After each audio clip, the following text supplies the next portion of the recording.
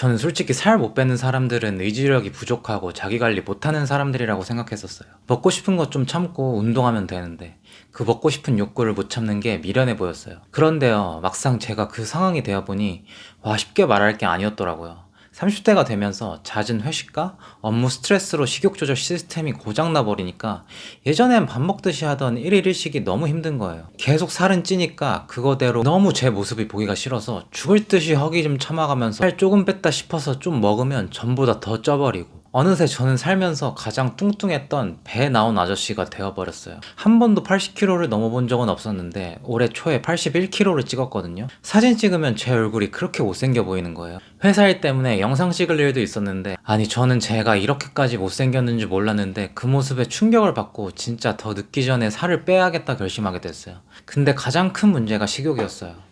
살을 빼려면 탄수화물도 적게 먹어야 하고 먹는 것 자체를 줄여야 하는데 식욕 때문에 일에 집중도 안 되고 너무 스트레스인 거예요. 하지만 제 영상 속 모습에 큰 충격을 받아서 진짜 살 빼야겠다 싶은 마음에 초인적으로 참았거든요. 근데 중요한 건 그 스트레스를 안고 일상을 살아갈 수가 없겠더라고요. 그래서 제가 무조건 식욕을 잡아야겠다 싶어서 식욕을 미친 듯이 파고들고 식욕 잡는 법을 알아내서 결국 올해 초에 한 달 반 만에 10kg를 뺐습니다. 더 중요한 건 1년 가까이 유지 중이고요. 지금은 가끔 먹고 싶은 것 마음대로 먹고 좀 찐 것 같다 싶으면 관리 좀 하면 금방 빠지고, 다이어트에서 진짜 해방됐구나 하는 생각이 들어요. 저는 제가 직접 경험했기 때문에 다이어트에 정답이 있다고 확실히 알 것 같습니다. 그래서 이거 먹으면 살찌지 않을까? 살 어떻게 빼야 하나?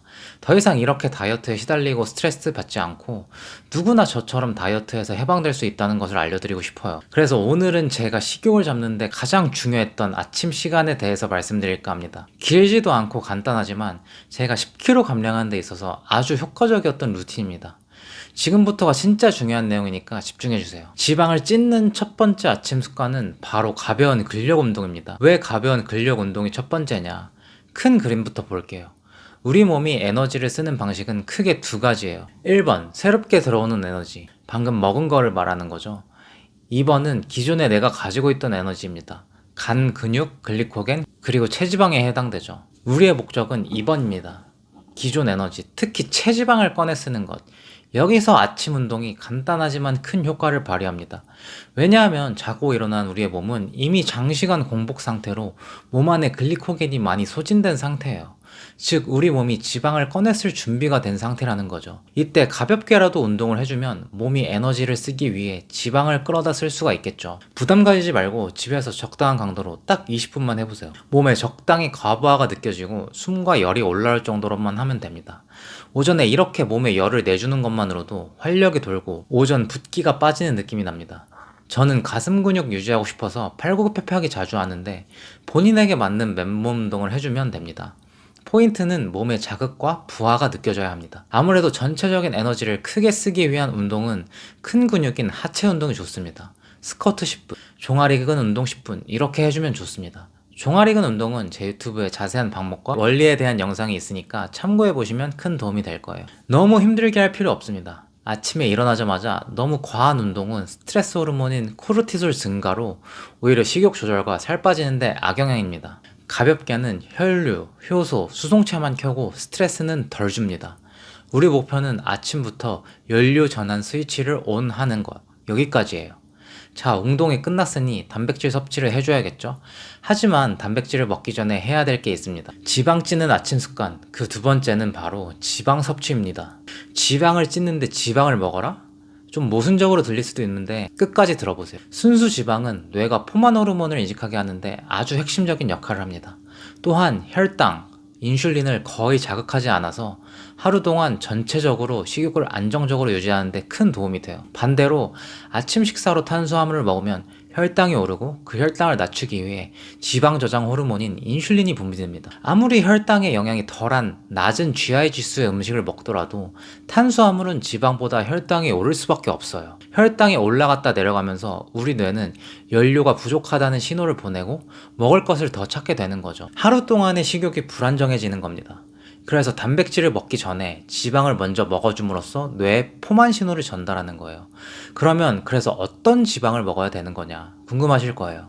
저는 MCT 오일이나 올리브 오일을 추천드리고 싶어요. 둘 다 포만 호르몬의 핵심 기전인 GLP-1을 자극하는 아주 좋은 오일들입니다. 자세한 제품 선택 기준과 섭취 방법은 제가 고정 댓글에 자료 달아뒀거든요. 해당 자료 들어가셔서 준비물 파트 보시면 제가 자세하게 정리해뒀습니다. 요즘엔 버터가 유행이어서 저도 버터도 먹어봤는데요. 확실히 포만감에 도움이 되는 느낌은 있습니다. 그런데 저한테는 가끔 너무 니글거려서 오히려 다른 음식 자꾸 찾게 되더라고요. 냉장 보관해서 고체 상태로 좀 더 딱딱하게 해서 소금 뿌려 먹으면 맛도 좋고 좀 더 괜찮은 것 같아요.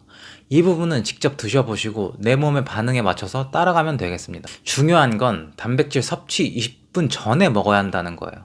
지방이 몸에 들어오고 GLP-1 등 관련 호르몬이 뇌의 시상하부에 전달되기까지 최소한의 시간이 필요합니다. 포만 호르몬을 인식하기 위해 최소한의 시간이에요. 그리고 나서 음식을 섭취하면 훨씬 안정된 식욕으로 섭취를 할 수 있게 됩니다. 마무리는 이제 단백질 섭취를 통한 근육 회복을 유도합니다. 단백질 또한 GLP-1, PYY 같은 포만 호르몬을 자극해서 식욕 안정화에 도움을 줘요. 이렇게 지방에서 단백질로 이어지는 섭취 루틴이 생각보다 식욕 개선에 굉장히 큰 도움을 줍니다. 동시에 밤새 비어있던 근육의 아미노산 풀을 딱 채워줘서 근손실 브레이크를 걸어줍니다. 그러면 뭘 먹어야 돼요? 라고 물어보실 수 있을 것 같아요. 단백질 쉐이크에 대한 자세한 제품 선택 기준 또한 자료에 정리했으니 참고하시면 됩니다. 그리고 또 중요한 게 그냥 물에 타서 드세요. 왜 물이냐고요? 우유에 추가적인 유당과 지방 섭취 없이 그냥 단백질만 채우는 게 좋습니다.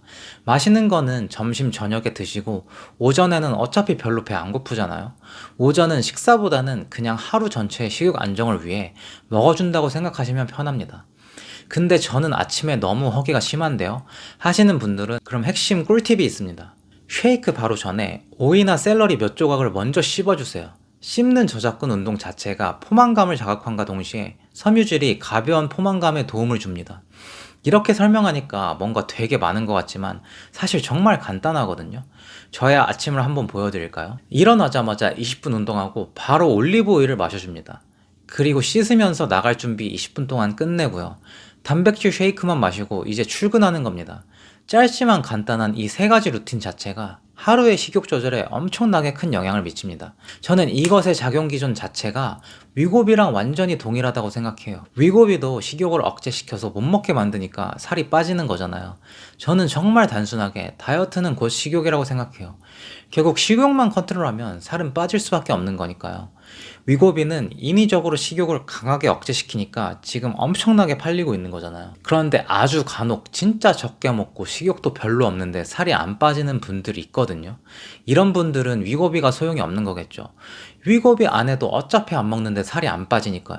이런 분들은 이제 더 이상 다이어트가 아닌 건강의 문제로 넘어가야겠죠.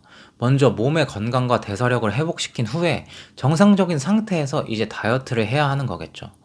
다이어트도 올리브 오일이 좋다, 소금물이 좋다, 버터가 좋다, 뭐 계속 유행이 많잖아요.